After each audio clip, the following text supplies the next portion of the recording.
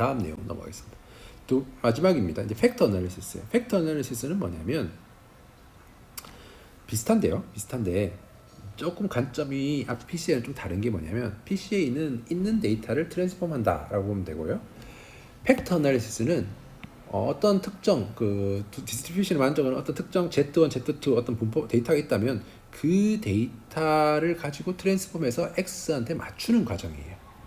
맞추는 과정. 그렇기 때문에 X를 가지고 얘를 보낸다기보다는 X에다가 그때는 아까 WT를 곱했잖아요. 이렇게 됐잖아요. 그죠? 근데 지금은 뭐냐면 Z라는 데이터에 대해서 트랜스폼을 해서 이 값에 맞추는 과정인 거죠. 좀 다르죠? 아까랑 다르다는 거예요. 아까는 WTX-M을 했던 PCA를 했던 그 과정이었죠. 그죠? 그런 과정이죠.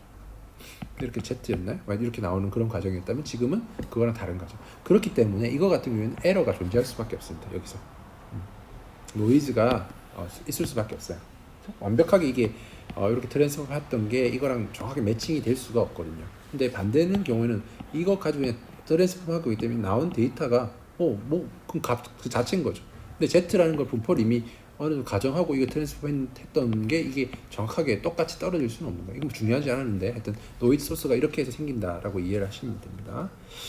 그래서 이 데이터를 생성할 때는 어떤 식으로 데이터 생성하냐면 기대값이 즉 ZJ가 평균값이 제로인 어떤 데이터를 생각하는 거고, 그다음에 베리언스가 1인 그러니까 어떤 잘 분포되어 있는 노멀 디스트리뷰 만들어간 어떤 데이터가 있다. 요거를 가지고 그리고 코베리언스는 0인 그러니까 데이터 간에 코릴레이션이 없는 코베리언스가 0이라 그러니까 i와 j가 다른 건 매트릭스 상에서 쭉 대각형만 여기 0이라는 거죠. 그죠?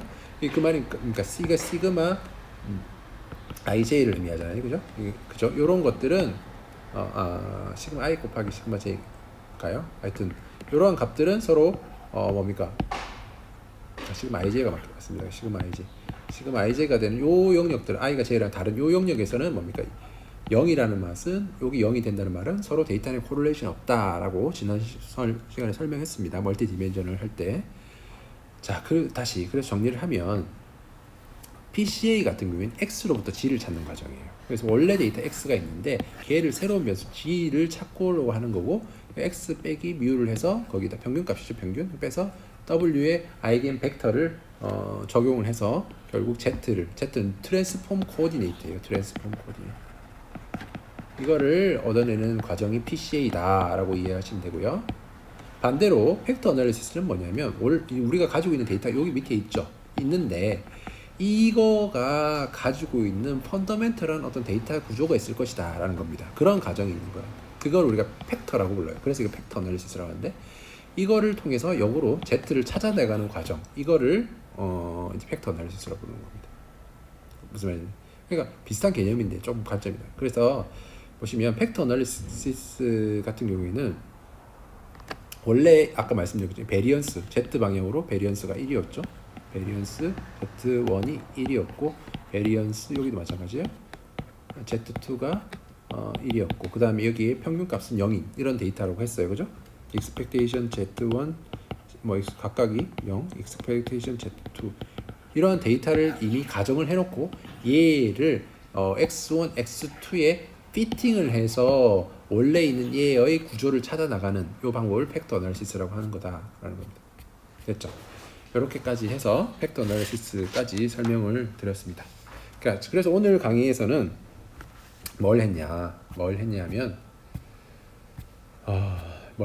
디멘전 리덕션에 대해서 말씀드렸습니다. 디멘전 리덕션은 여러 가지 굉장히 많은 기법이 있어요. 하지만 이번 수업 시간에는 대표적인 기법만 설명드렸습니다. 서브셋 실렉션 알고리즘, PCA, 팩터 어널리시스 이 세 가지를 알려드렸습니다.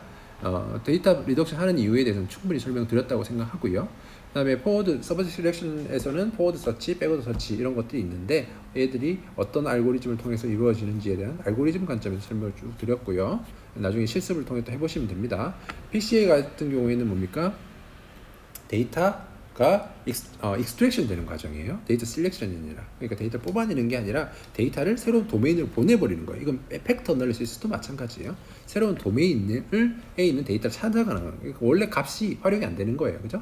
원래 뭐 예를 들면 수학, 과학, 성적 이걸 활용하는 게 아니라 K를 새로운 도메인으로 보냈을 때 그 값을 활용하는 거예요. 그 값을. 이걸 PCA라고 부르고 팩터 어널리시스로 불러요. 그래서 이 수학적인 백그라운드를 쭉 설명했는데 잘 그냥 쭉 따라가시면서 어떻게 되는지를 이해하시면 되는데 여기서 포인트는 뭐냐? 결국 이게 아이겐밸류, 아이겐벡터 문제라는 거예요. PCA를 하는 과정 자체가 아이겐밸류, 아이겐벡터를 구하는 과정이다. 이렇게 이해를 하시면 되고 그래서 란다 1부터 란다 t까지 쭉 이렇게 나열이 됐다라고 이해를 하시면 돼요. 그래서 데이터 그 피처 개수가 D개이기 때문에 여러분들이 얻어지는 아이겐밸류의 개수도 D개가 나오게 됩니다. 왜냐하면 여러분들 그 뭡니까?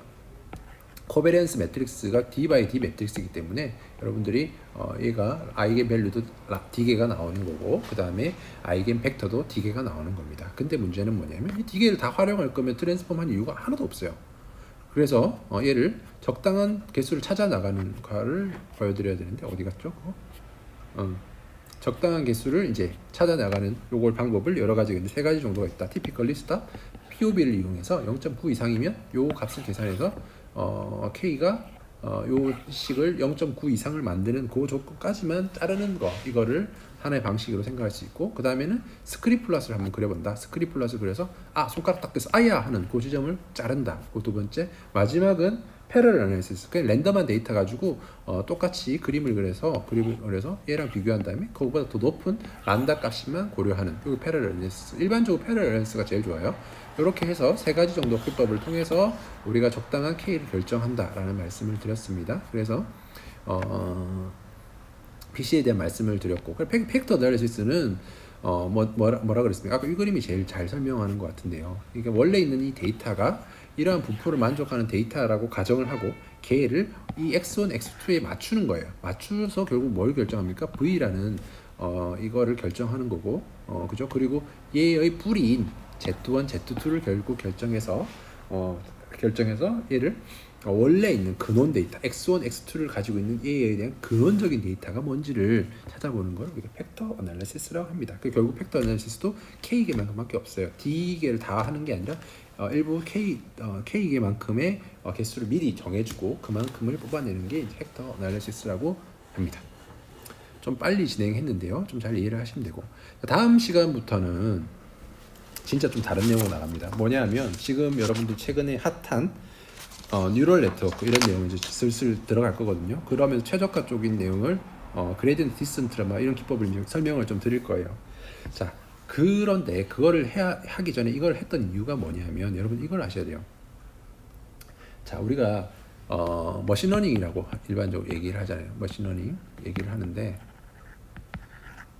딥러닝이라는 것은 뭘 의미하냐면 지금 보통 예전에 이제 머신러닝을 할 때는 어떻게 했냐면 차원을 다 쓸 수가 없어요. D개가 어마어마하게 많을 수 있거든요. 그럼 D개를 K개만 줄여서 K를 가지고 뭘 했냐면 클래시피케이션 했어요. 클래시피케이션 하는 게 뭐 지난번에도 보여드렸던 그런 방법들 있잖아요. 뭐 파라메트릭 클래시피케이션도 있을 수 있고 KNN 뭐 이런 거 쓸 수도 있고 아니면은 서포트 벡터 머신 알려드리지 수업은 안 했지만 SVM 뭐 이런 기법들을 써서 이제 학습했어요. 그래서 두 단계예요. 피처 익스트랙션 단계가 있고 플러스 그다음에 클래시피케이션 이런 단계 아니면 클래시피케이션 아니면 레그레션 이런 식으로 해서 이제 모델을 이렇게 만들었다. 이게 이제 기존의 방식이에요.